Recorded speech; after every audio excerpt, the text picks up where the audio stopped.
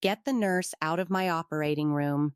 That was the sentence the new trauma surgeon said over the body of an open patient in front of his whole team on a Tuesday afternoon that nobody in that hospital would ever forget.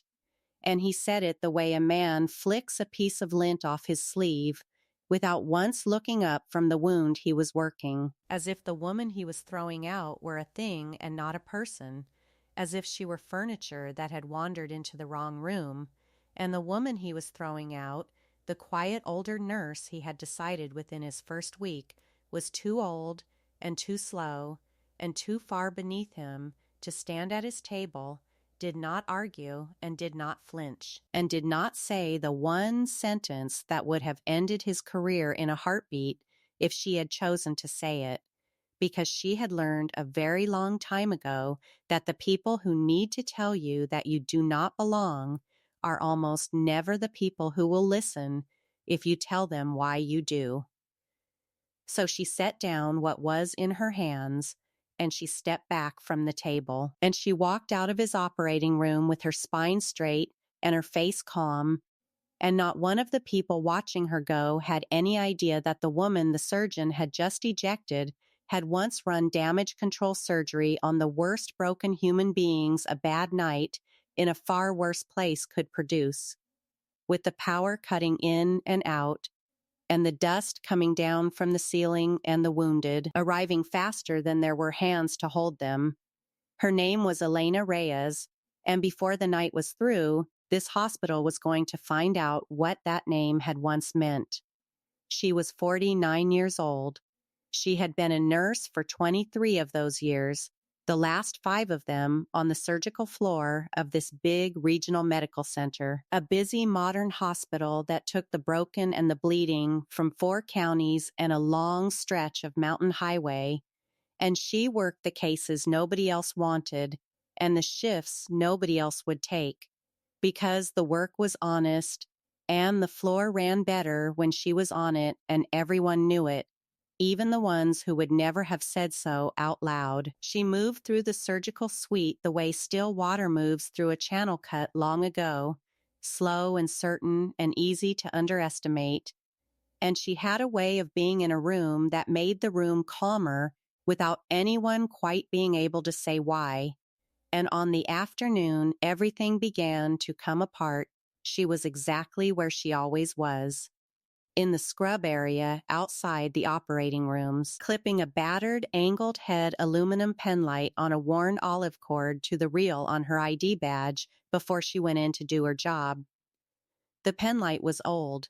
The aluminum had gone dull and soft-cornered from years of being gripped and gripped again, and the lens had a fine scratch across one edge, and clipped beside it on the same worn cord was a small dull coin, plain metal gone gray, the kind of thing a person is given and does not buy, though no one on that floor had ever looked closely enough to wonder what it was or where it had come from. She checked the penlight the way some people check a watch before a long day, a press of her thumb that brought a small hard beam alive for half a second, and then went dark again. And then she squared the badge reel against her chest and rolled her shoulders once and pushed through the doors into the bright, clean roar of a working surgical floor. She was a creature of small rituals, the kind of rituals you only build if at some point in your life the lights really did go out and the thing on your chest was the only thing that worked. But nobody here knew that, and so to them the penlight was just an old woman's clutter, one more reason the new surgeon had decided she was a relic. The new surgeon's name was Dr. Marcus Hale, and he was 38 years old, and he was, by every measure a credential committee knows how to measure, brilliant. He had trained at the best programs and published the right papers and come to this regional center as its new star trauma attending, hired to drag a good surgical service up into a great one. And he had arrived with the absolute, unshakable, frictionless confidence of a man who had been the most gifted person in every room he had ever entered and had never once been made to wonder whether the gift was the whole of the thing. He was not exactly a cruel man. He was something more ordinary and more dangerous than cruel, which is a skilled man who has come to believe that skill is the only currency that exists, that the letters after a name are the same thing as the size of the person, and that a nurse pushing 50 on a regional surgical floor was, by simple arithmetic, a nurse who had never been good enough to be anything more. He looked at Elena Reyes, with her gray hair and her unhurried hands, and her battered penlight on a fraying cord, and he saw the past. He saw the way things used to be done before people like him came to fix them. He felt, in the weightless, careless way a person feels it about someone they have never once imagined being, a flicker of contempt dressed up as a concern for standards. It had started small, the way these things do. In his first week, he had reached for an instrument and found it already in his hand, anticipated. The way the best scrub nurses learn to read a surgeon's case 3, moves ahead, and instead of recognizing the skill of it, he had been faintly irritated, as if she were getting above herself by knowing what he would want before he wanted it. He had corrected her on a point of his own preference as if she were a student, and she had said, "Yes, doctor," and changed nothing about how well she worked. And that, too, had irritated him. He had noticed the penlight and the coin on her badge and made a remark about clutter and infection control, and she had said she understood and gone on carrying them. And every small, frictionless dismissal that she absorbed without complaint, he read as proof that she had no answer, when in truth it was the silence of a woman who had a great many answers and had simply decided across 23 years that they were not for him. So, it had grown. By his second week, she was the nurse he requested off his cases. By his third, he had stopped saying her name. And on the Tuesday it all came to a head, he threw her out of his operating room in front of everyone over nothing, to make a point about whose room it was. If you have ever watched someone good get treated like they were nothing and felt that quiet, useless anger that has nowhere to go, then you already understand why I tell these stories, and you already belong on this channel. Take 1 second to subscribe, because Unspoken Valor exists for exactly that feeling and exactly these people, the ones the room writes off, the ones who turn out to be the only thing holding the whole place up when it starts to come down in the dark. The folks who do are the ones who stay for the part where the world finally finds out who it has been ignoring, and that part is coming, and I do not want you to miss it. Because what happened in that hospital before the night was through is the kind of thing that, if you had been standing in the back of that operating room watching a brilliant young surgeon throw out a quiet old nurse, you would never have looked at one the same way again. The case that afternoon had been routine, or as routine as anything in a trauma surgeon's day ever is. A man brought up from the emergency department with a belly that needed opening. The kind of operation Dr. Hale could do in his sleep and rather enjoyed doing in front of an audience. Elena had been assigned to the room as the circulating nurse, which is the nurse who runs the room itself, who is not scrubbed in at the sterile field, but who manages everything around it, the counts and the supplies and the documentation and the flow of the whole operation, the nurse who, when something goes wrong, is very often the first person in the room to see it coming. She had been doing that job quietly and perfectly. When she had noticed something about the patient's numbers that she did not like, a small early drift in a direction that, in her experience, was the first whisper of a problem that would get loud later if no one caught it now, and she had done what a good circulating nurse does, which was to mention it, low and even and without drama, so that the surgeon would have the information. And Dr. Hale, who did not like to be told anything by anyone, and least of all by an old floor nurse who was not even scrubbed in, had taken it as a challenge to his authority in his own room. He had not even looked up.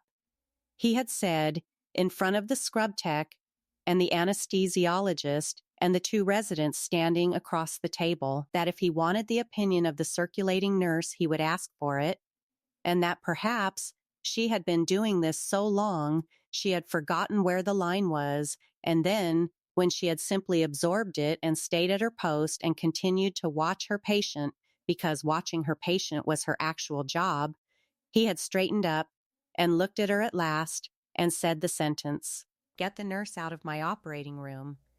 And then, because no one moved, because the room had gone still with the particular awful stillness of people who know they are watching something ugly and do not know what to do about it, he had said it again, louder.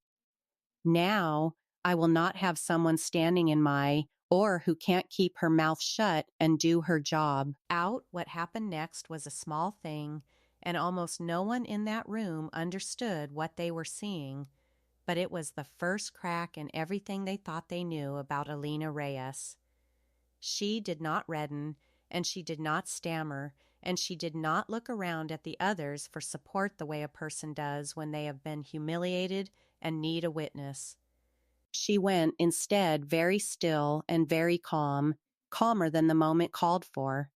A stillness that did not look like the stillness of a woman who has been broken, but like the stillness of a woman who has been somewhere far worse than this and has trained her body, over and over, not to spend its strength on anything that does not matter.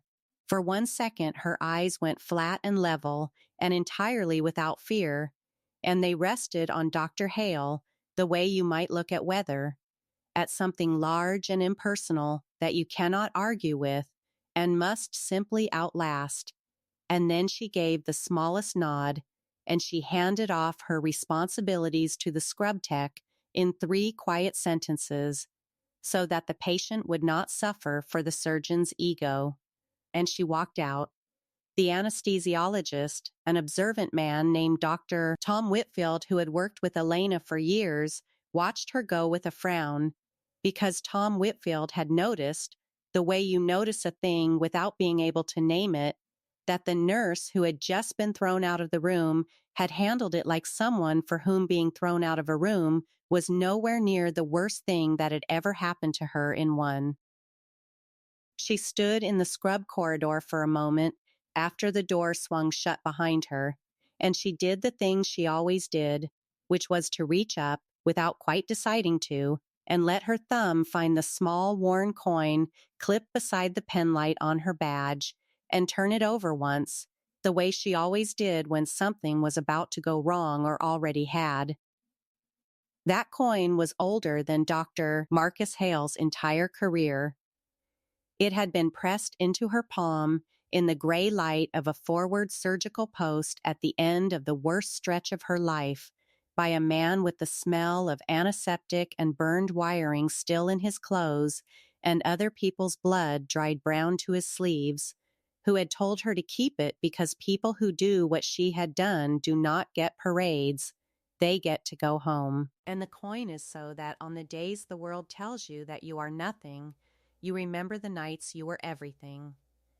The penlight had come from the same man and the same place. And she did not say any of that, not to Tom Whitfield when he came out a few minutes later and quietly asked if she was all right, not to anyone. She said she was fine and that the patient was stable and that she would take another assignment, and she went to find the charge nurse, because she had learned a long time ago that you do not waste your strength arguing with a room that is sure, and you save it for the night the room finds out whether you were right. There was a third figure in the small theater of Elena's working life that season, and he was not a surgeon and never went near a patient, which somehow made him worse, because a person who can diminish you from behind a desk with a policy and a metric is a person with a very long reach. His name was Gerald Voss, and he was 52, and his title was something long and modern that came down, in the end, to numbers, the kind of administrator who had risen through a hospital without ever once standing in a room where someone was dying, and who moved through his work like a man reading a balance sheet that happened to be made of people and bed turnover and liability exposure.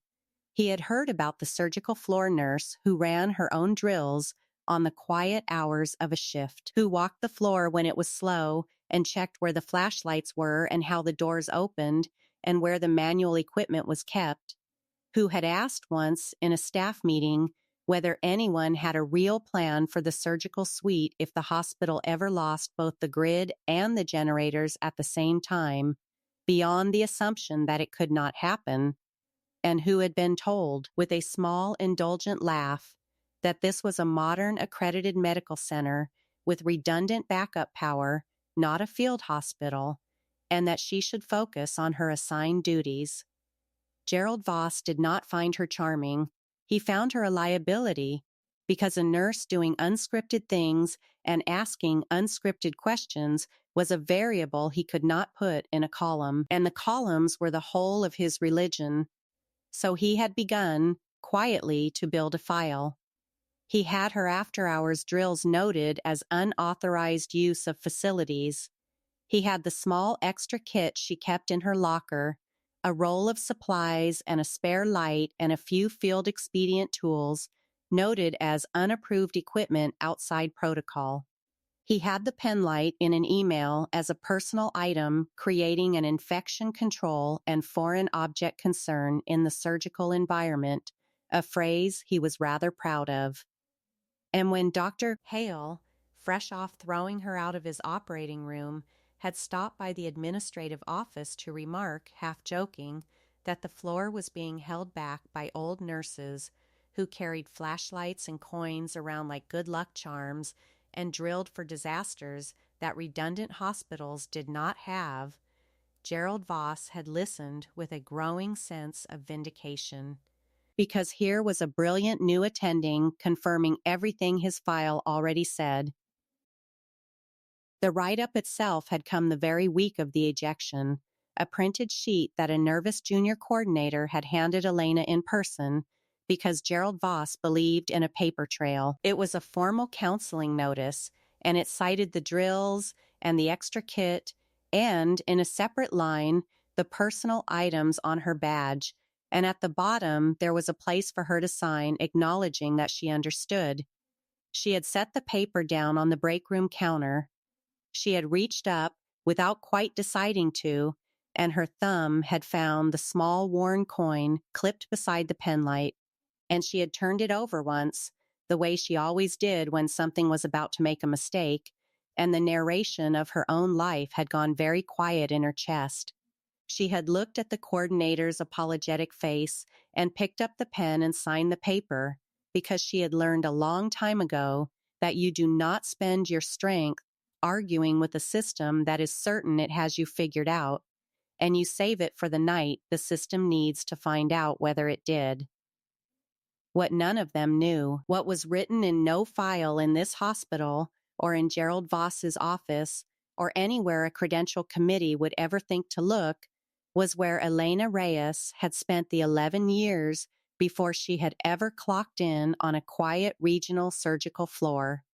She had worn a different uniform and answered to a rank instead of a name tag, and she had been the trauma chief of a forward surgical team, a small, fast surgical element that went where the wounded were and could not wait, which meant her operating room had been a tent or a hardened shelter or the back of a vehicle, set up in a few hours and torn down in fewer, in places that do not show up on the news, and her patients had been the most catastrophically broken people a bad night in a bad place could produce. Carried in, still bleeding, still burning, still fighting for breath, with the simple, terrible instruction to keep them alive long enough to reach somewhere with more.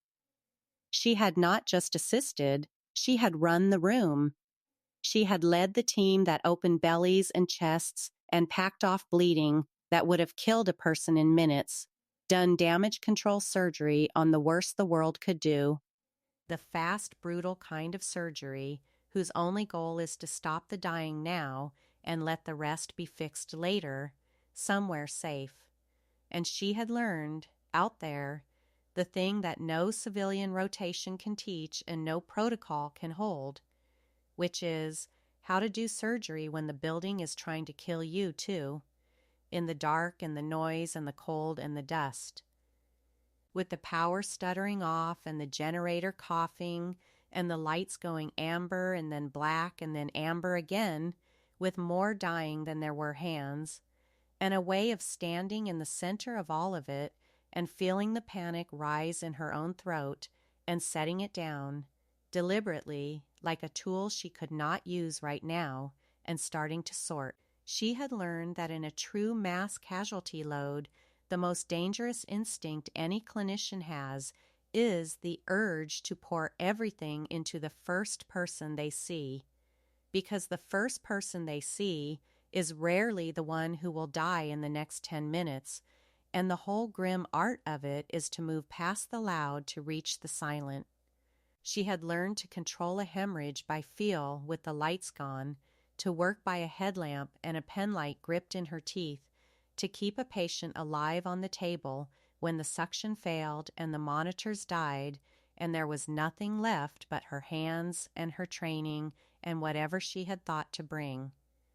She had buried friends who never learned to move past the loud, and friends a bad night simply erased, and she had carried home, folded up small, the certainty that the worst thing about a disaster is not the disaster, but the way it finds out, instantly and without mercy, exactly who in the room actually knows what to do. And then, for reasons she kept folded up small and did not take out at work, she had come home for good, and traded the rank for a name tag and taken the quietest, honest surgical job she could find, and let everyone assume she had never done anything harder than count instruments and hand a surgeon his clamps. She did not hide it out of shame. She hid it because she had learned that people treat you differently when they know, that they either lean on you too hard or resent you too much, and because the work itself, the actual work of taking good care of sick people, was the same whether they knew or not, and she had wanted, more than she had wanted, recognition to simply be a nurse, to do the work and go home and not carry the war into every room she entered. So she let them write her up. She let the new surgeon throw her out. She let the administrator build his file. She kept the penlight and the coin, and she did her drills alone on the slow nights, not because she expected anyone to thank her, but because some part of her had never fully believed the comfortable lie that it could not happen here, and she had decided a long time ago that she would rather be the only one ready than be caught the way she had once been caught, in the dark, with the wounded coming and nothing in her hands. There was one person on that floor who suspected there was more to her, and her name was Dr. Tom Whitfield, the anesthesiologist, a steady, gray, bearded man in his late 50s who had worked the surgical suite for 30 years and had an instinct for reading people that no one had ever put on his evaluation. Tom had worked beside Elena for 5 years, and in 5 years he had noticed 100 small things the new surgeons never saw. He had watched her eyes go flat and calm in exactly the moments other people's went wide. He had watched her voice drop lower and slower when a case turned bad instead of climbing the way panic climbs. He had watched her hands stay perfectly still over a crashing patient while a brand new resident shook. He had watched her glance, once automatically, at the exits and the manual equipment and the oxygen shutoffs every single time she entered a room, the way some people check their mirrors.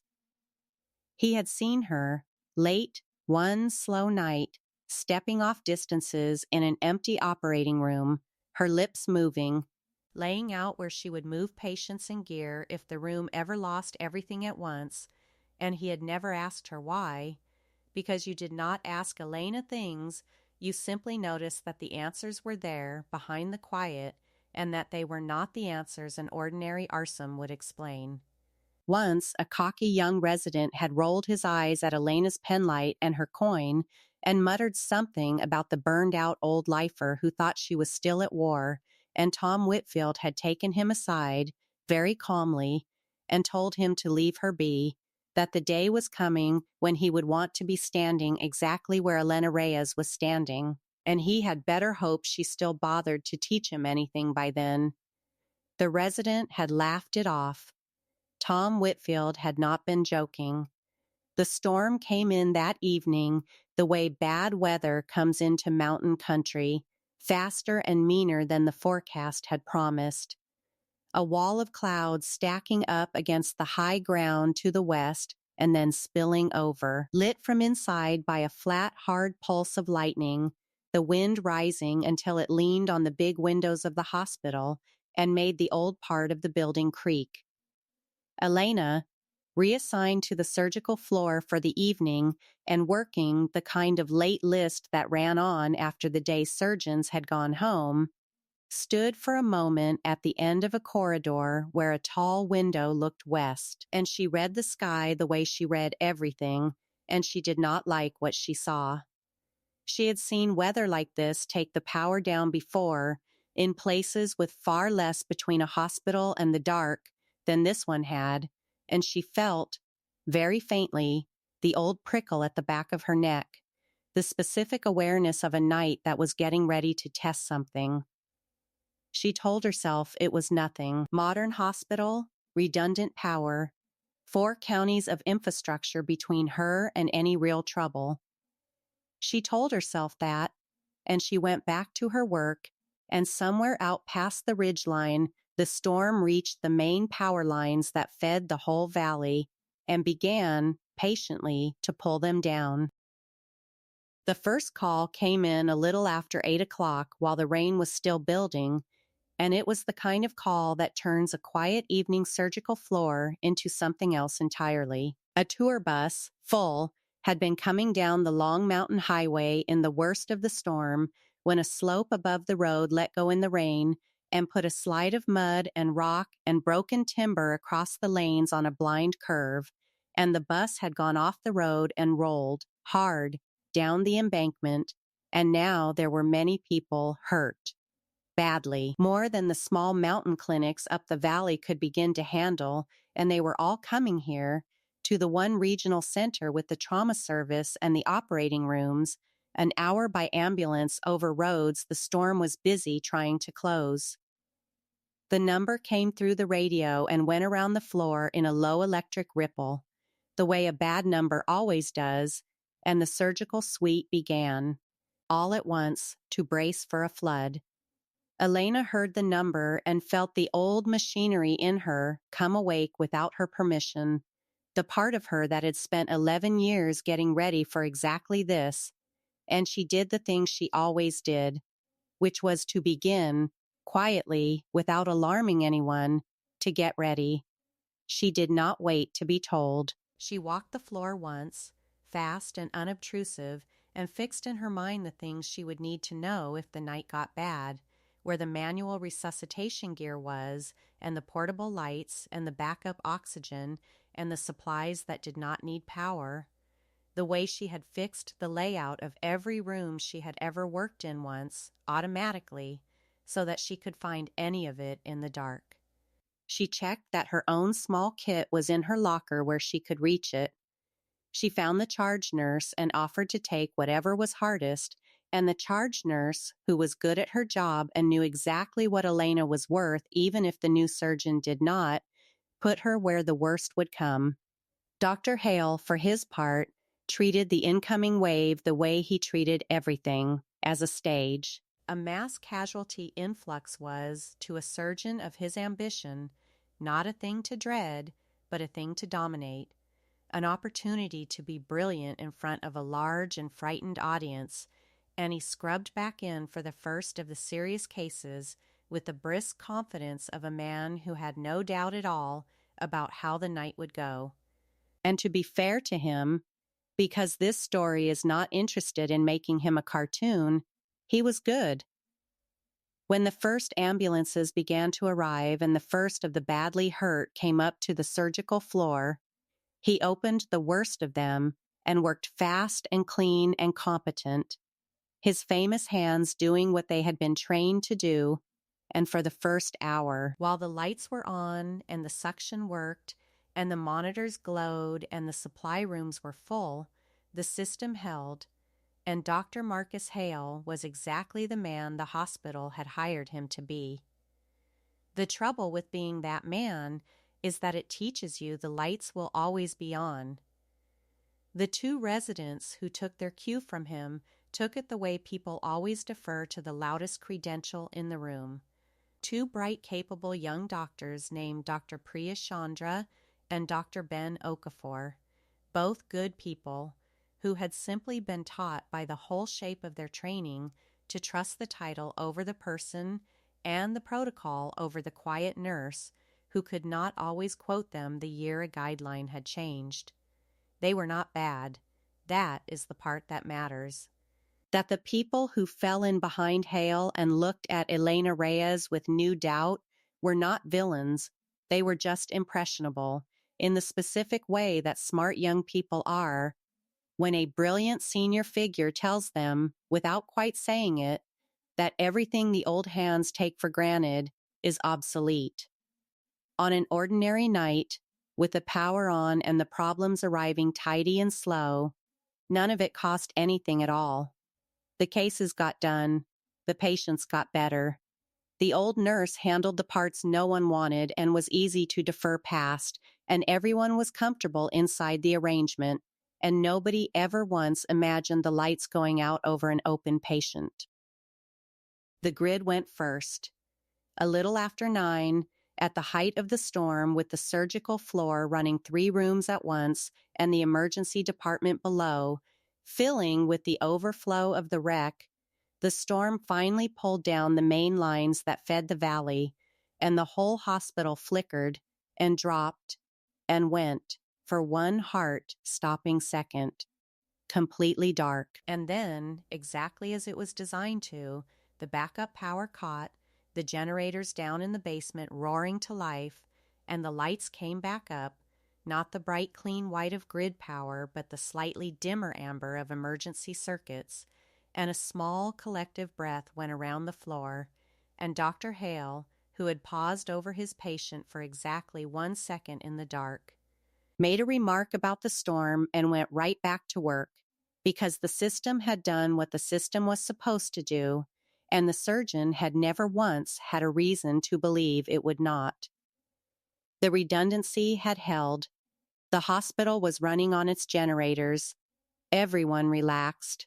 Everyone except Elena Reyes, who had lived through the part that comes after the part where everyone relaxes, and who walked without a word to anyone toward the stairwell that led down toward the generator rooms, because some animal part of her had not liked the sound the building made when the power dropped. She never got there. She was halfway down the corridor when she smelled it, faint and sharp and unmistakable under the hospital smell. The smell that her nightmares were made of, hot insulation and burning wire, and her stomach dropped because she knew that smell. She knew exactly what that smell meant in a building running on backup power, and a half-second later, the floor under her feet carried up the wrong kind of vibration, a stutter, a cough, a roughness in the steady roar of the generators that should not have been there.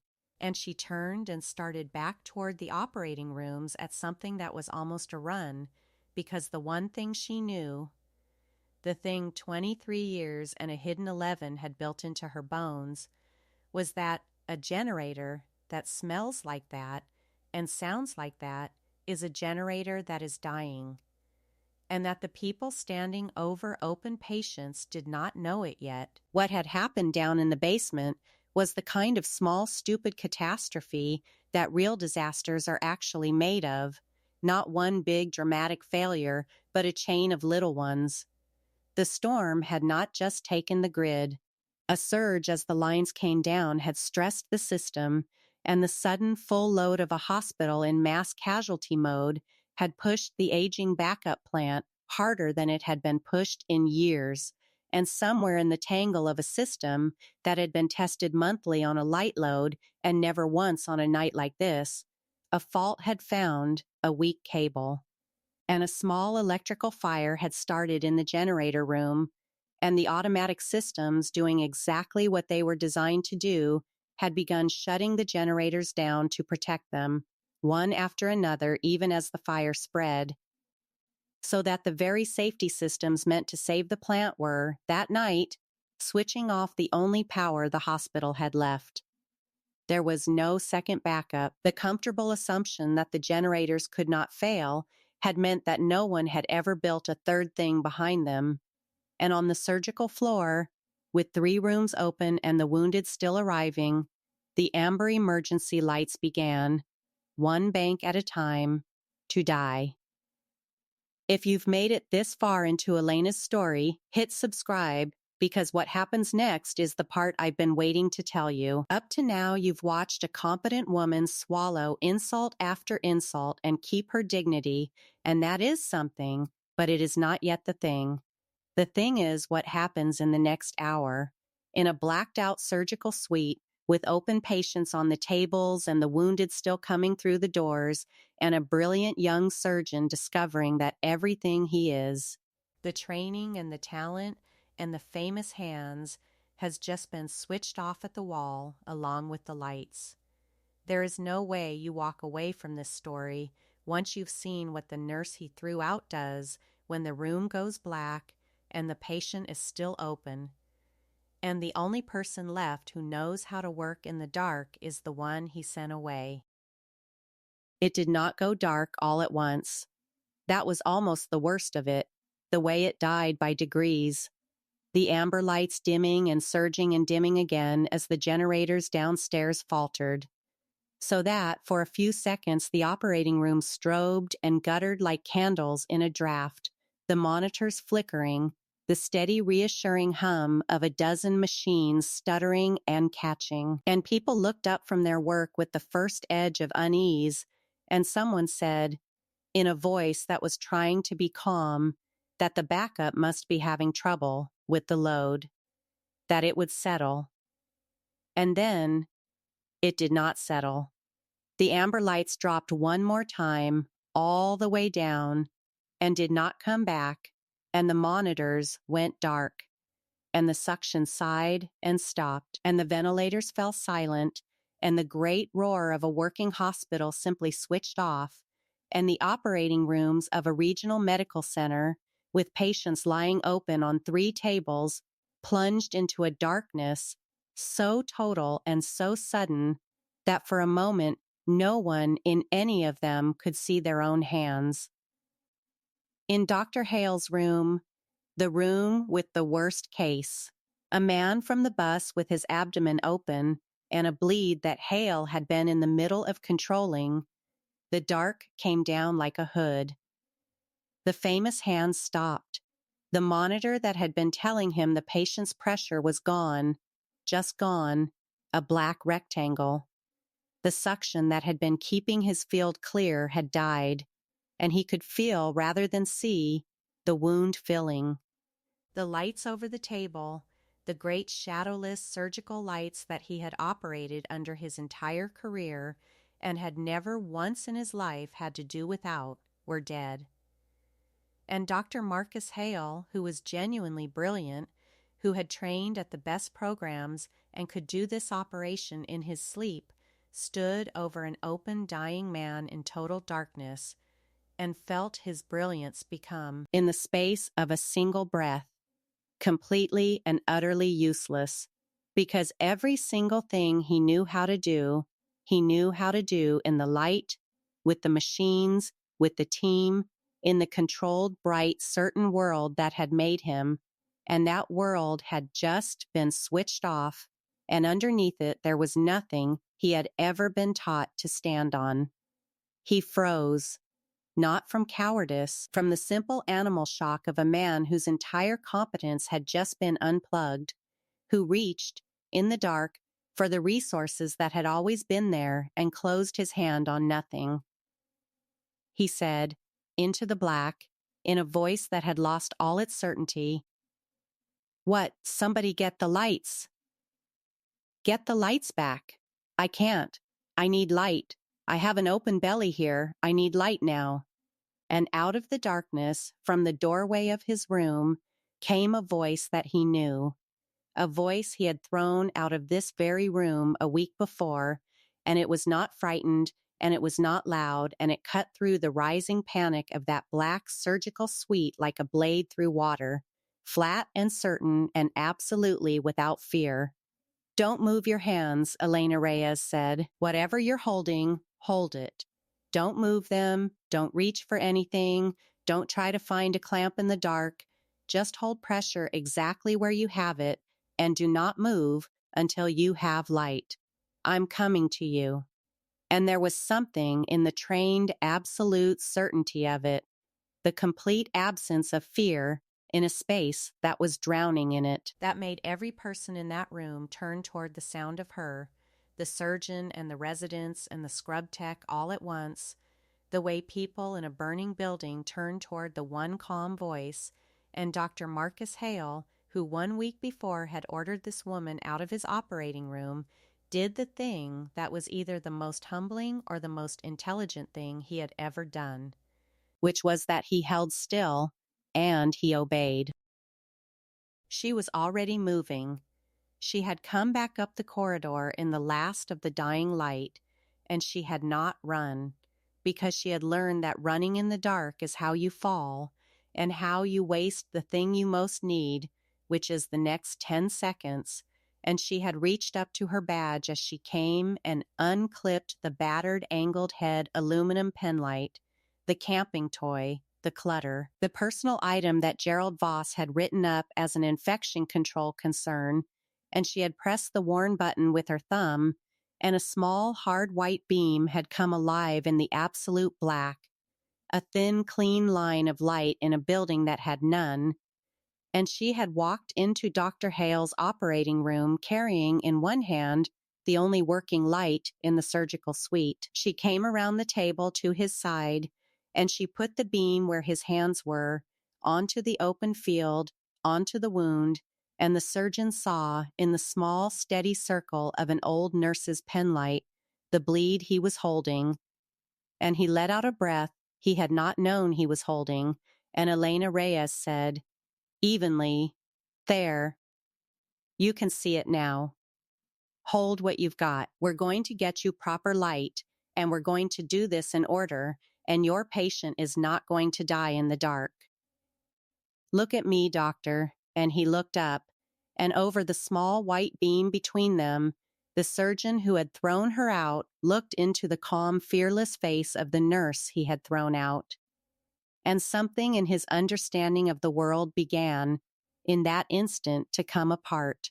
What none of them could have known, what made the calm in her voice not a performance but a memory, was that Elena Reyes had stood in exactly this darkness before. Not this room, not this hospital, but this exact darkness, the dark of an operating space when the power dies with a patient open, the suction gone and the monitors dead, and the wound filling, and the wounded still coming. She had stood in that more times than she could count. In a tent with the wind screaming and the dust sifting down, in a hardened shelter with the thump of bad things outside, with a generator that coughed and died, and a backup that was a man holding a flashlight and her own 2 hands, and whatever she had been disciplined enough to bring. And she had learned there the one lesson that this whole bright, redundant hospital had forgotten, which is that the light and the machines are not the medicine, they are only the conveniences of the medicine, and that a person who knows the actual work, the work itself, the human hands and judgment work of keeping a body alive, can do it when the conveniences are gone, and a person who has only ever known the conveniences cannot. That was the thing the dark revealed, in the space of 90 seconds, about everyone in that surgical suite. It did not make Elena Reyes good. She had always been good. It simply, finally, switched off everything that had been hiding it. "Priya," Elena said, not raising her voice, because she had learned that you do not need to raise your voice if your voice is certain, only if it is afraid. And she named the resident in the doorway the way you throw a rope to a person in water. Dr. Chandra, I need you.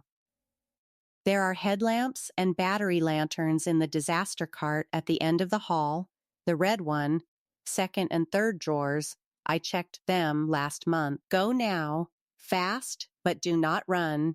Bring all of them and the spare batteries, and on your way send anyone you find who can carry to me. Ben, Dr. Okafor, there are 2 other open rooms.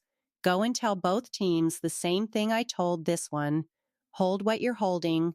Do not move in the dark. Light is coming. I will get to every room. Tell them Reyes said so. And the 2 young doctors, who 1 hour before had deferred to Dr. Hale on everything, took her orders without a flicker of hesitation. Because in the dark, the body knows who to follow, even when the mind has not caught up. And they went, and the first machine Elena Reyes built that night out of frightened people had begun to turn. Dr. Tom Whitfield, the anesthesiologist, was already at her elbow, and Tom did not need to be told anything, because Tom had been waiting 5 years to find out if the thing he had always suspected about Elena Reyes was true, and now he knew. He had his patient on a manual resuscitation bag the instant the ventilator died, his big, steady hands squeezing breath into the man on the table at a rhythm he could keep for hours if he had to. And as Elena moved past him, he said, very low, just for her, whatever you need, Elena. I've got the gas. I've got the airway. I'll keep him breathing. You run the room. And she looked at him for half a second, and something passed between the 2 of them, a recognition. The oldest recognition there is, the one that passes between 2 people who both know how to do the hard thing and have just discovered they are not alone, and she said, "Thank you, Tom," and she went to work.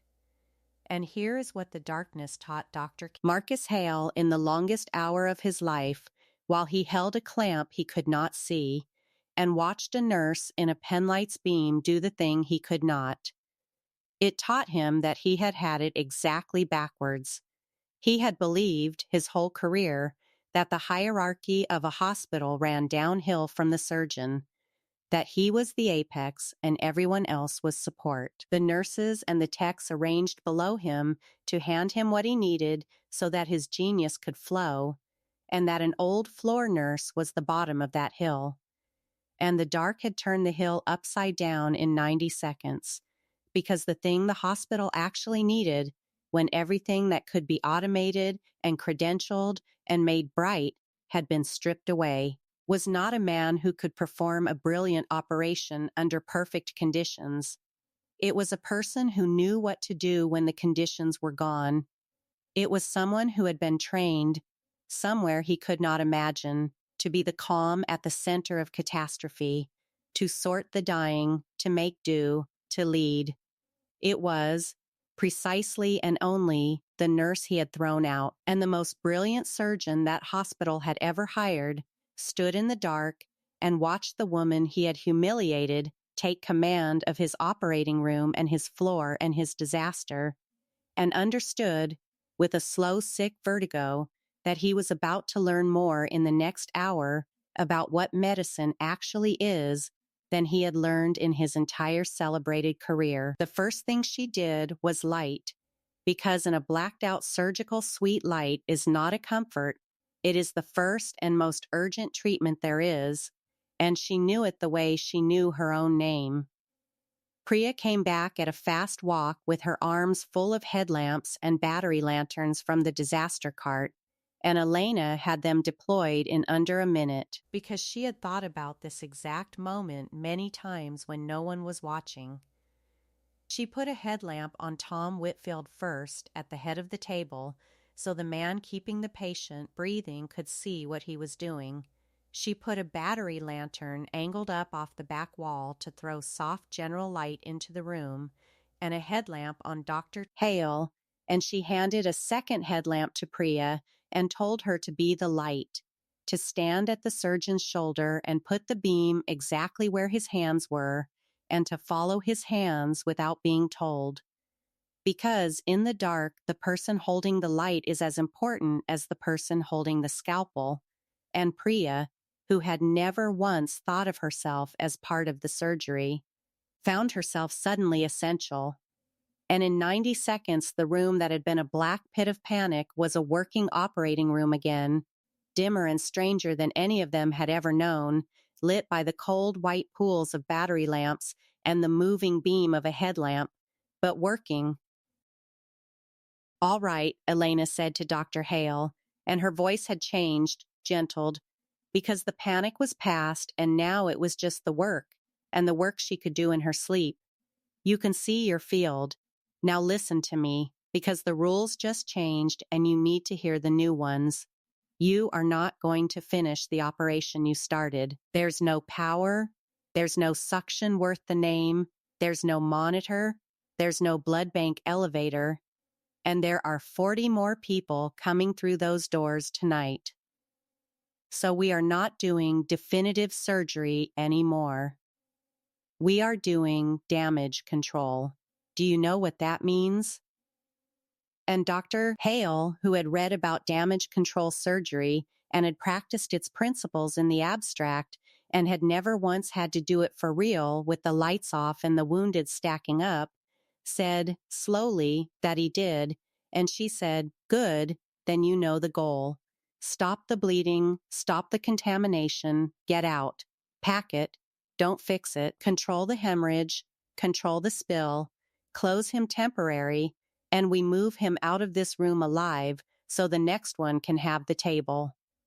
We are not making it perfect tonight. We are making it survive until morning. That is the whole job now. Can you do that?" And it was, for Marcus Hale, the strangest moment of his professional life, to be talked through the philosophy of his own specialty by a circulating nurse holding a penlight. And the strangest part was that she was right, completely and obviously right, in a way that reorganized his understanding of the entire situation. And he heard himself say, "Yes, yes, all right. Damage control.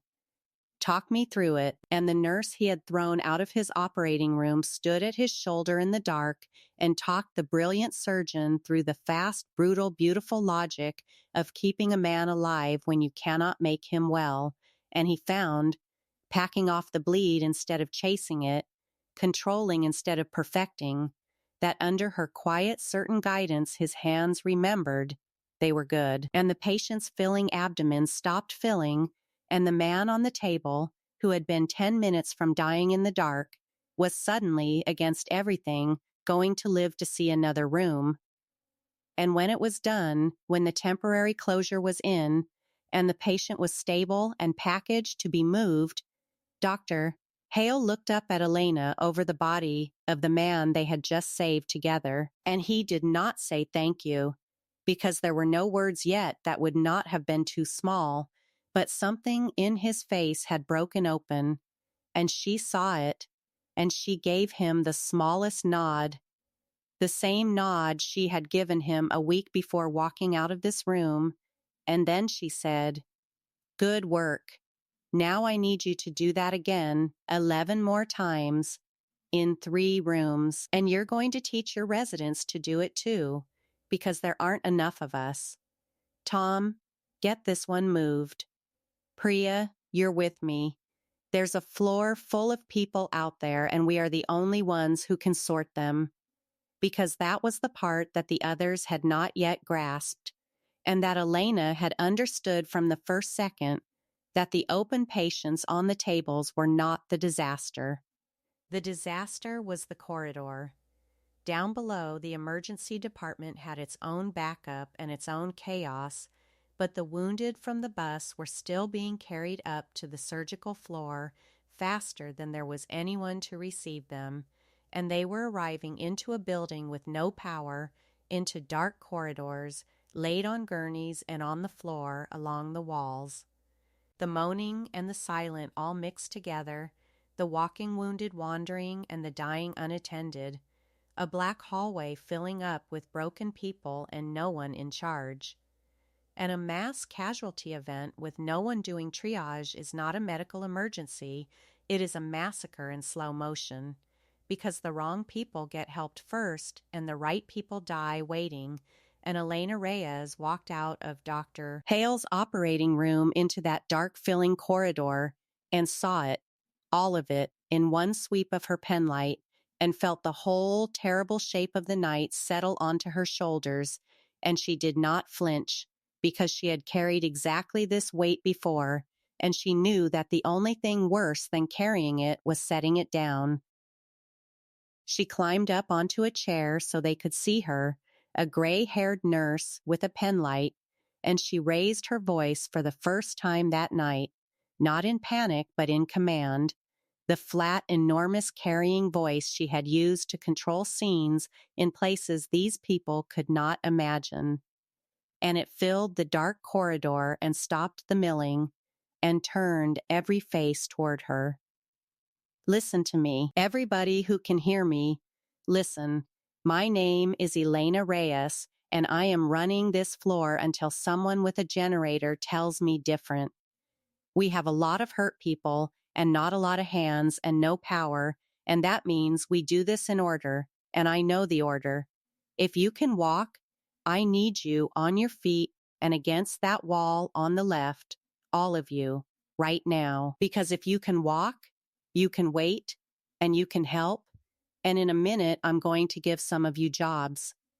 If you are with someone who cannot walk, stay with them and keep them still and keep them warm and do not move them until I or someone I send gets to you. Nobody carries anybody anywhere without me saying so. We are going to get to every single person in this hallway. You are not alone in the dark. There is a system now, and I am the system, and it works. And the corridor, which had been on the edge of becoming a panicking mob, became, in the space of 30 seconds, something that could be saved. Because one person who was not afraid had told it that it could be. Then she did the thing that only she on that floor knew how to do. The thing that is the actual heart of disaster medicine, and that no amount of brilliance at a single operating table can teach, which is triage. Real triage, the fast, merciless sorting of the many when you cannot save everyone at once. She went down the corridor with Priya beside her holding the light, and at each person she stopped for no more than a few seconds. Because triage is not treatment. Triage is deciding, and she read each one the way she had been trained to read them in the worst classroom in the world. The ones who were walking and talking and angry, who would keep, the ones who were quiet and gray and slipping, who would die in minutes without help and could be saved with it, who went to the front of the line, and the few, the terrible few, who were beyond what a blacked-out hospital could do for them tonight, for whom the kindest and hardest decision was to make them comfortable and spend the scarce hands on the ones who could still be pulled back. She moved past the loud to reach the silent, the way she had taught younger clinicians to do in a life no one here knew about. And she marked each person with a quick word and a piece of tape and a number, building order out of chaos one body at a time. And behind her, the walking wounded she had pressed into service began to carry and to fetch and to hold pressure where she showed them. And the dark corridor became a machine, and the machine began, against all of it, to save lives. Priya Chandra, holding the light at Elena's shoulder, watched it happen and felt something change in her forever. She had been taught medicine as a thing of knowledge, of the right answer, of the diagnosis and the protocol, and she was good at it, and she had quietly believed, the way bright young doctors do, that the knowledge was the whole of it, and that nurses were the hands that carried out what the knowledge decided.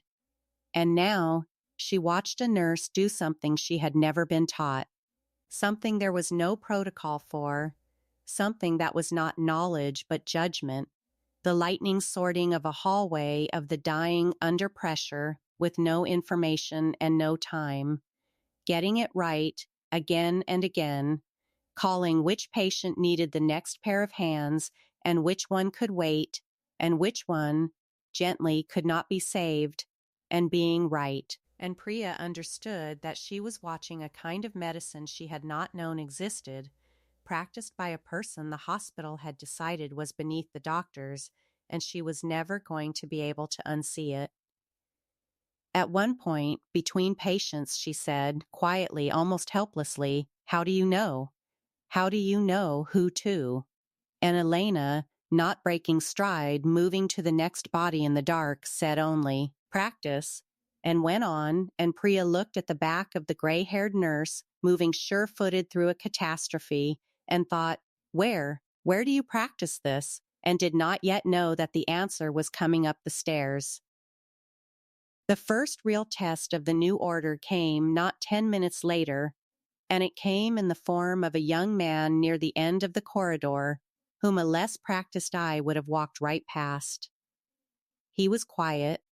He was sitting up against the wall, awake, not screaming, not bleeding that anyone could see, asking in a small, polite voice if someone could help his friend, and every instinct that a frightened crowd has would have left him for last, because he was not loud. But Elena Reyes stopped at him for the length of a single breath, and she did not like what she saw. The particular gray sheen of his skin, the way his breathing had a small hitch at the top of it, the way he was sitting just slightly hunched and still in a way that a person sits when moving hurts in a place they cannot name. And she put her penlight on his face and then on his chest, and then she went very still, because she had seen this exact quiet dying young man 100 times in another life, and she knew what was killing him. There was air leaking into the space around one of his lungs, building up with every breath he took, a pressure rising in his chest that would, in a matter of minutes, squeeze his heart until it could not fill, and he would die, quietly, politely, asking after his friend, while the loud and the bloody got all the hands. It is the kind of thing that kills people in disasters precisely because it is silent, and it is the kind of thing that a scan and a monitor would have caught in a lit hospital in seconds. And there was no scan and no monitor. There was only the dark and a penlight and a nurse who had learned to find it with her hands. "Ben," she said, and her voice did not change, but Ben Okafor, who was learning that night to listen for the things that lived under her calm, came at once. "I need you, and I need you to watch this, because you are going to see this again in your life, and the next time I might not be standing next to you. This man has a tension building in his chest. Feel here. Feel the difference between the two sides. Hear how the breath sounds wrong on this side. His windpipe is starting to push away from it.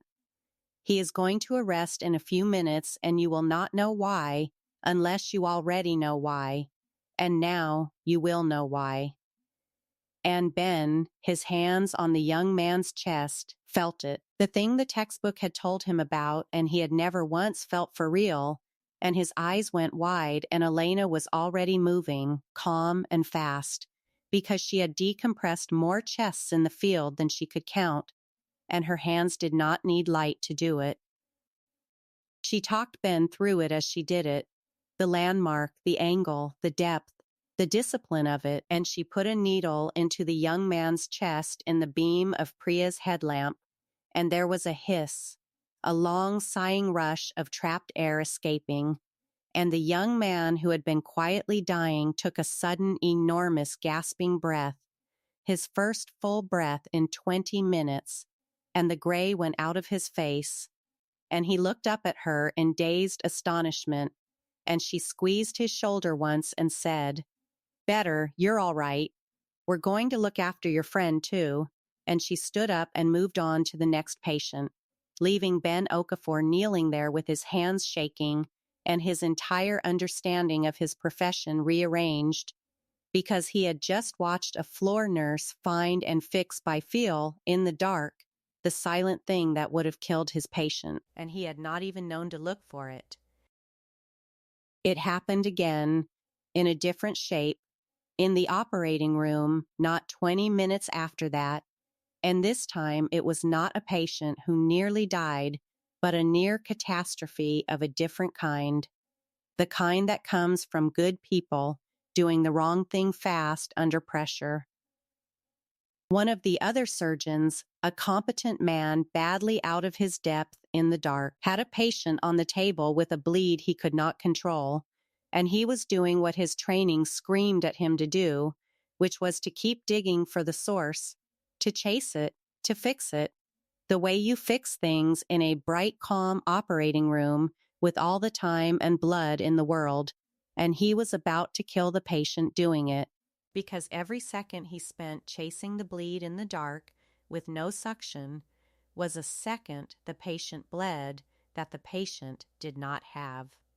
Elena came through on her round of the rooms and saw it in one glance, the surgeon's tunnel vision, the patient's numbers going the wrong way in Tom Whitfield's grim report from the head of the table, and she did the hardest thing a nurse can do, which is to stop a surgeon mid-motion. "Doctor," she said, sharp and clear, cutting through. "Stop. Stop digging. You don't have time to find it, and you don't need to find it. Pack it. Pack it hard, all of it, right now. Close him temporary, and we move him. You are not going to win this bleed tonight, and if you keep trying, you are going to lose the man. Pack and go." And the surgeon, who in any other moment would have bristled at a nurse giving him an order at the table, looked up at the calm, certain face in the lantern light, and some part of him recognized that she was right, and that she had seen this before, and he packed the wound, and he closed, and they moved the patient, alive. And an hour later, in a lit recovery area, that bleed was found and fixed in safety by people who had time, because a nurse in the dark had known the difference between the surgery you do tonight and the surgery you do when the lights come back. That, too, Marcus Hale saw from across the room and added to the slow avalanche of everything he was learning about the woman he had thrown out. The next hour was the longest and the finest work of Elena Reyes's civilian life, and she ran it the way she had run worse, fast and exact and without a wasted motion, holding a dozen things in her head at once and never dropping any of them. She kept the 3 operating rooms turning, moving from one to the next with her penlight and her certainty, talking Hale and his residents through one damage control case after another, packing and controlling and closing temporary and moving them out, getting the suction working off a portable unit she remembered was stored 2 floors down and sent a runner for, rigging light, improvising when the supplies that needed power could not be had. She kept the triage line moving in the corridor, reassessing, because triage is not a thing you do once, but a thing you do over and over as people change, pulling a patient up the priority list when they began to slip, sending the stabilized down to the emergency department's backup lit wards to free up hands. She set broken limbs and splinted them in the dark, controlled hemorrhages by feel and by penlight, treated the blast and crush injuries the wreck had produced with the field expedient skill of someone who had treated worse with less, and she taught while she worked, always teaching, showing Priya how to read a belly with her hands when there was no scan, showing Ben how to pack a wound that would not stop, showing a terrified nursing student how to hold a light and a hand at the same time, building competence into the people around her even as she used them, because that, too, was something she had learned in the place no one knew about, that the leader's job in a disaster is not to do everything, but to make everyone around her better than they thought they could be. And Dr. Marcus Hale changed, hour by hour, in the dark. It did not happen all at once, and it did not happen with a speech.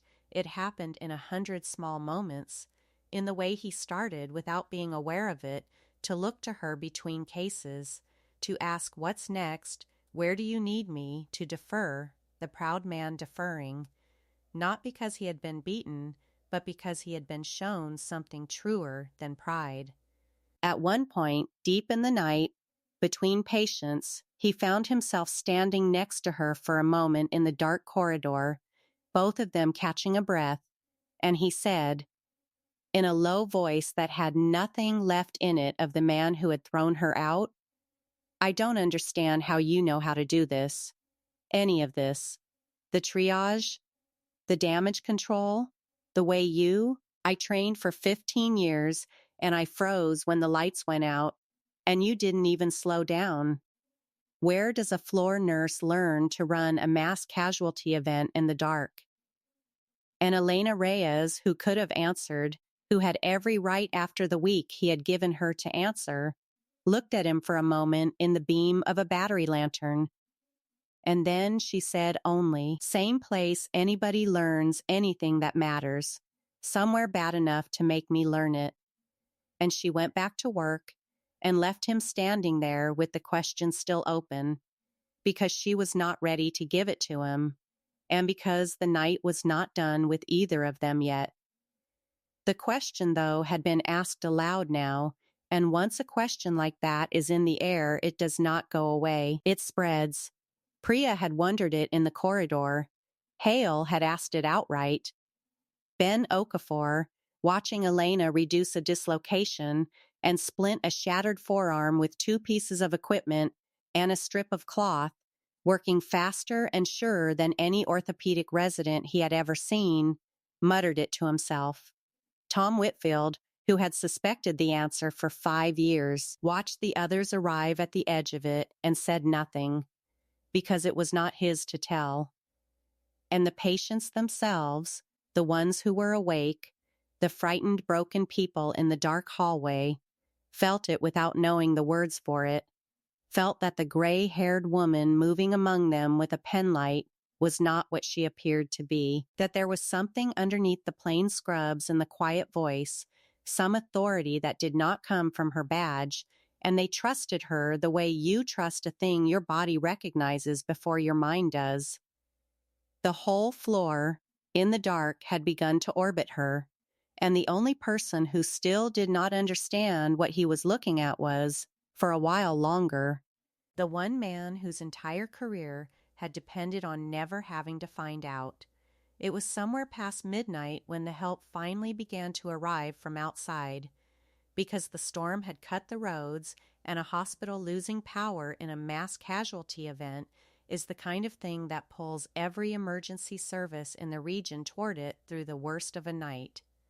The first to reach the surgical floor was not a power crew and not more doctors, but a search and rescue and emergency response team that had fought its way up the mountain to the wreck and then followed the wounded down to the hospital. Hard men and women in storm gear and harnesses with their own lights and their own kit.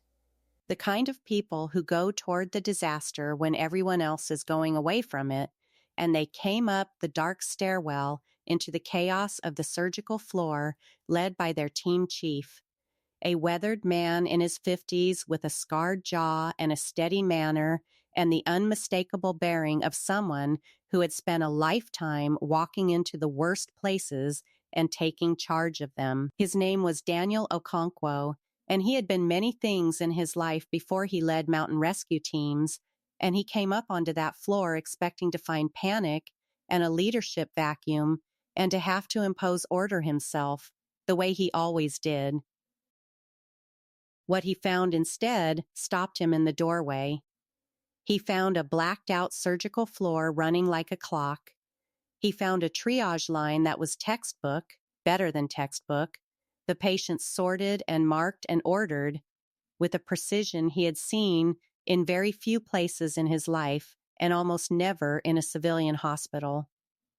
He found operating rooms working by battery light, damage control being done fast and right, walking wounded organized into work parties, a whole catastrophe folded into a calm, functioning machine, and at the center of it, moving from room to room, with a penlight and a quiet voice, an unhurried gray-haired nurse who was, very clearly and without any question, the person running all of it. And Daniel Okonkwo, who had walked into 1,000 disasters and read the person in charge in a single glance, stood in that doorway and watched her work for a long moment, and a strange expression came over his weathered face, because the way she moved, the way she sorted, the specific drilled economy of her, the particular way she held the light and read a wound and gave an order, was a way he had seen before, long ago, in another life,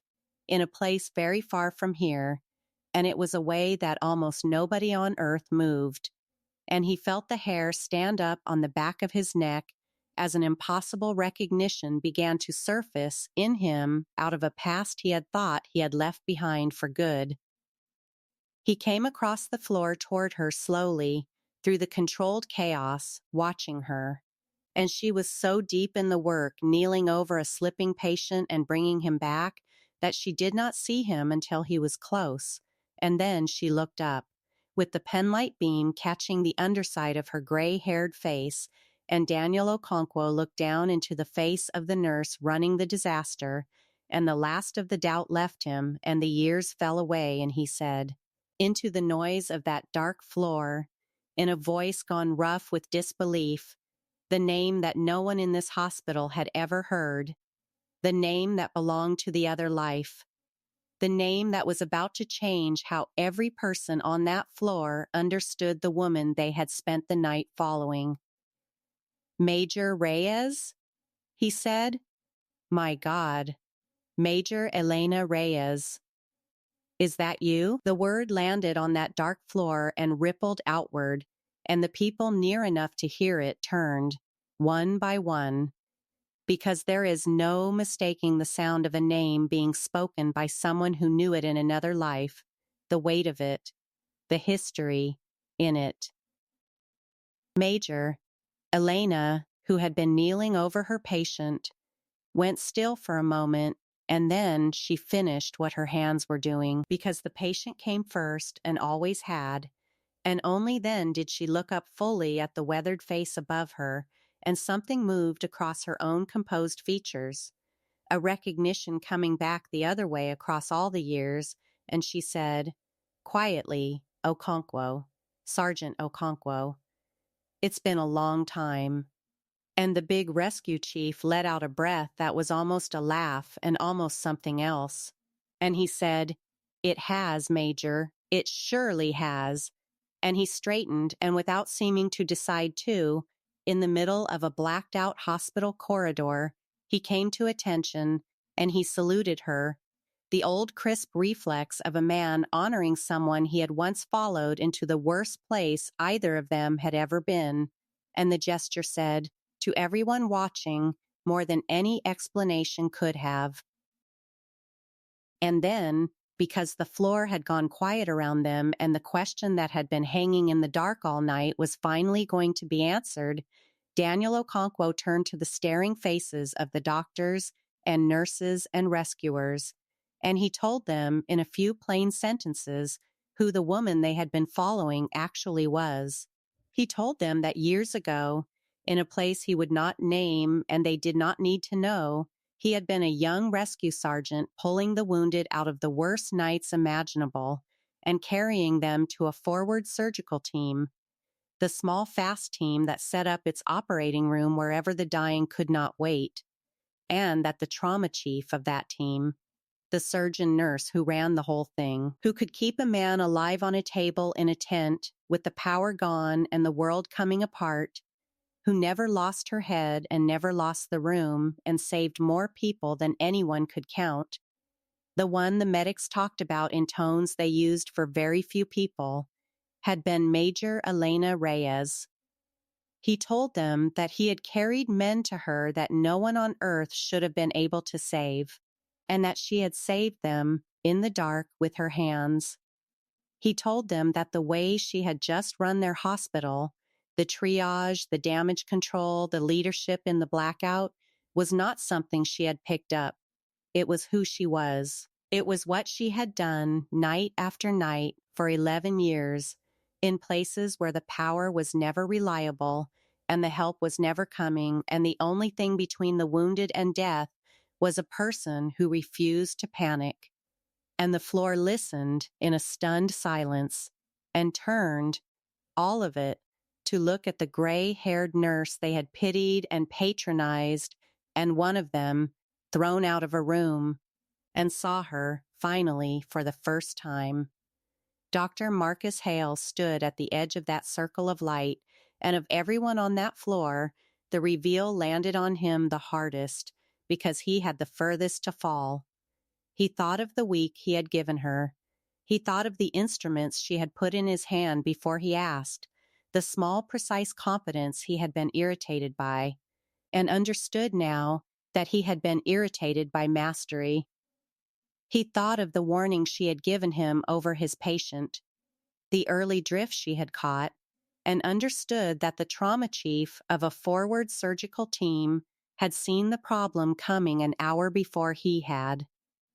He thought of the penlight he had written up and understood, with a lurch, that she carried it because she was the one person in the building who had ever needed one over an open patient and had sworn she would never be without one again. He thought of the sentence he had said over a man's open body, "Get the nurse out of my operating room." He had thrown Major Elena Reyes out of an operating room, and the shame of it went through him like cold water. Not the small shame of being wrong about a fact, but the large shame of a man who has just discovered that his entire way of measuring people, the whole proud arithmetic of his life, had been not just mistaken, but exactly, precisely backwards, and that the proof of it had been standing quietly beside him all along, holding the only light in the building.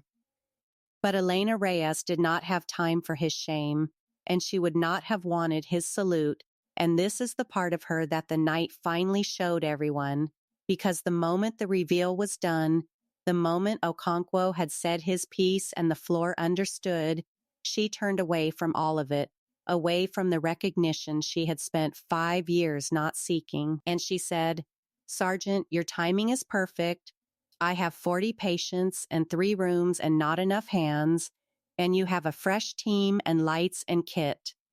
I need you. Here's what I need."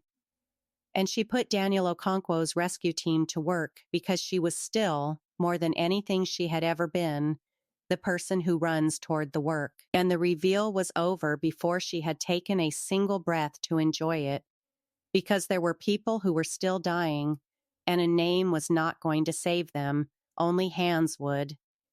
And something about that, the way she stepped over her own vindication, without even pausing to pick it up, told the watching floor more about who Major Elena Reyes was than the salute ever could.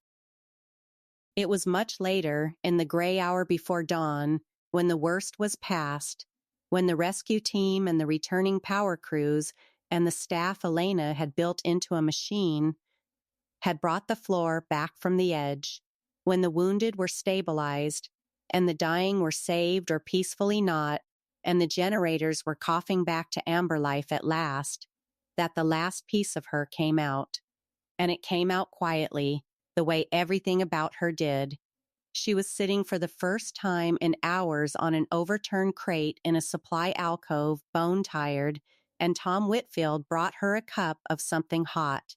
And Daniel Okonkwo sat down across from her, and Dr. Hale, who did not quite dare to sit but could not make himself leave, stood nearby in the half-dark. And Okonkwo nodded at the penlight, and the dull coin clipped to her badge, the things the hospital had mocked, and he said, "Lo, you still carry his light." And Elena's hand went up to it, to the worn aluminum and the gray coin, and she turned the coin over once, the old gesture, and for the first time that night something in her face softened toward grief. And she told them, because the night had earned it, about the man the penlight and the coin had come from. She told them about her old team chief, the surgeon who had built that forward team and taught her everything, the man who had handed her the angled penlight on her first bad night when the power died mid-case, and told her that a surgeon who cannot work in the dark is not a surgeon, only a person who has been lucky with the lights, and who had pressed the coin into her palm at the end of the worst stretch of all, and told her that people who do what they did do not get parades, they get to go home. And the coin is so that on the days the world tells you that you are nothing, you remember the nights you were everything. And she told them that he had not gotten to go home, that he had been killed on a night much like this one, working in the dark over someone else, and that she carried the light and the coin not as a memorial, but as a working tool and a working creed. Because he had been right, the lights do go out, and the only honest way to honor him was to be, always, ready for the night they did. There was, she said, a letter, folded small in her locker, that he had left for the people of his team, and she could quote the last line of it from memory, and she did, into the gray dawn quiet of that battered floor. Be the calm. When everything else fails, be the calm, and the rest can be rebuilt. And the people who heard it understood, at last, the whole of the woman, and where the calm had come from, and what it had cost. Dr. Marcus Hale found her alone a little after that, in the first real light of morning, when the grid had finally come back and the hospital was waking into the enormous work of cleaning up after a night like that one. He had been rehearsing what to say for an hour and had thrown all of it away, because everything he came up with was about him, about his guilt, his apology, his need to be forgiven, and somewhere in that long, dark night he had learned just enough to understand that an apology that is really about the person giving it is not an apology at all. So when he finally stood in front of her, he kept it simple. I threw you out of my operating room, he said. I was wrong about you in every way a person can be wrong about another person. I'm not going to ask you to forgive me, because you don't owe me that, and I'm not going to pretend one bad night taught me everything, because it didn't. But I wanted to say it to your face, with no one else here. I was wrong, Major, and I have a great deal to learn, and you are the person in this building I most need to learn it from, and I know I have no right to ask. And Elena Reyes looked at him for a long moment, at the brilliant young surgeon stripped all the way down to something honest at last, and she did not gloat, and she did not wave it away, because both of those would have been a kind of lie. She just said, it's Elena, on this floor. I left the rank in another country.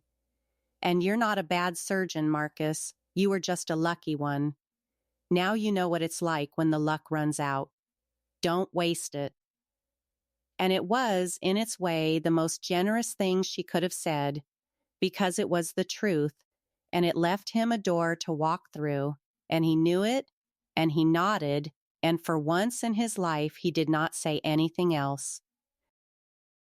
The reckoning with Gerald Voss was quieter and, in its way, more complete, because it required nothing of Elena at all. The administrator came up to the surgical floor late the next day, once the story of the night had gone through the hospital and then through the region, the story of the blackout and the bus wreck and the nurse who had run the whole thing in the dark, the story that the rescue team and the saved patients and Dr. Hale himself were all telling the same way. And he came up with his file in his hand and a great many things he had planned to say, and he found that there was no version of any of them that survived contact with what had actually happened. The drills he had written up as unauthorized had saved the floor. The extra kit he had flagged as a violation had been the first thing she reached for.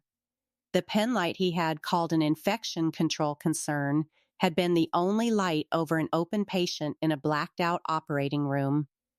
Every single item in his careful file was, it turned out, evidence of exactly the opposite of what he had built it to prove. And the formal counseling notice she had signed without complaint now read, to anyone who saw it, as the most damning thing in the building, a record of an institution writing up the one person who was ready for the disaster it had told her could not happen. He did not, in the end, say much of anything. He took his file away, and it was never spoken of again, and that was its own kind of justice. The quiet kind, the kind that does not need a confrontation, because the facts have already won. The patient from Dr. Hale's table, the man with the open belly who had nearly died in the dark, lived, and so did the man Tom Whitfield had bagged by hand for 3 hours, and so did all but a very few of the people the bus had broken and the dark had nearly taken. Far more of them than anyone had any right to expect from a regional hospital that lost all its power in the middle of a mass casualty event. And when the formal review came, weeks later, the reviewers wrote, in the careful language such reports use, that the outcomes were attributable in significant part to the actions of the surgical floor nursing staff and one nurse in particular, whose leadership during the power failure had been, the report said, exemplary. Elena Reyes read that line once in the break room with her thumb on the worn coin, and then she set the report down and went back to work, because a line in a report was not why she had done any of it, and she had learned a long time ago not to need the world to write down what she already knew. The salute that the genre promises, the public moment of recognition, did come, but it came the way real recognition comes to people like Elena Reyes, sideways and quiet and on her own terms. There was no ceremony, because she would not have one. But the hospital changed. There were new drills now, real ones, that the administration not only permitted but required, and Elena ran them. And the young doctors came, Hale first among them, and learned from her how to work when the conveniences are gone, and learned, more importantly, the thing the night had taught them all, which is that the person who knows the actual work is worth more than the person who has only ever known the comfortable version of it, and that you can never tell, from the title or the age or the gray hair or the battered penlight, who in the room that person is going to turn out to be. And the residents, Priya and Ben, who had deferred to the loudest credential and then watched the quietest one save them all, carried that lesson out into their own careers, into rooms Elena would never see, and that, more than any salute, was the real vindication. The kind that does not end when the applause stops, because it goes on living in the people it changed. And Elena Reyes went back to being a nurse, which was all she had ever wanted to be, on a busy regional surgical floor that now understood, finally, what it had in her, though she would have been just as steady if it never had. She still worked the cases nobody else wanted, and the shifts nobody else would take. She still moved through the surgical suite the way still water moves, slow and certain and easy to underestimate, except that no one underestimated her anymore. And on the first slow night after it was all over, she did the things she always did at the start of a shift. The small ritual she had carried home from another life, she took the battered angled head aluminum penlight on its worn olive cord, and she pressed the button with her thumb and watched the small hard beam come alive for half a second in the bright fluorescent room, the light that had been the only light in the building on the worst night any of them had known. And then she let it go dark, and she clipped it to her badge beside the dull gray coin, and she squared the badge reel against her chest and rolled her shoulders once, and went in to do her job, ready, the way she had promised a dead man she would always be ready, for the next ordinary night that might not stay ordinary. That is the thing about the people we are too quick to write off, the quiet ones, the older ones, the ones who carry strange small tools and ask the questions no one wants to hear and never tell you what they have already lived through. The world looks at them and sees the past, sees someone slow, sees someone finished, and tells them to stay in their lane and throws them out of the room. And then, on the night the lights go out and everything that can be credentialed and automated and made bright simply fails, the world finds out that the person it threw out was the only one who ever knew how to work in the dark. Elena Reyes never asked anyone to see her. She only ever asked to be allowed to do the work.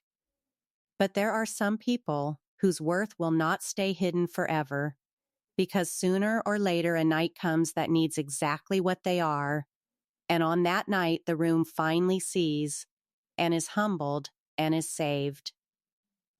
So here is what I want to leave you with tonight.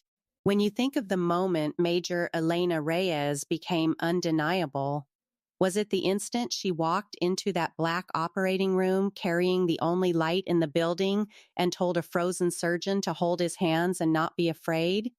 Or was it the moment a rescue chief came to attention in a dark corridor and called her by the name she had hidden for years? Tell me in the comments which one was the real turning point for you, and tell me about the quiet person in your own life that the world was wrong about.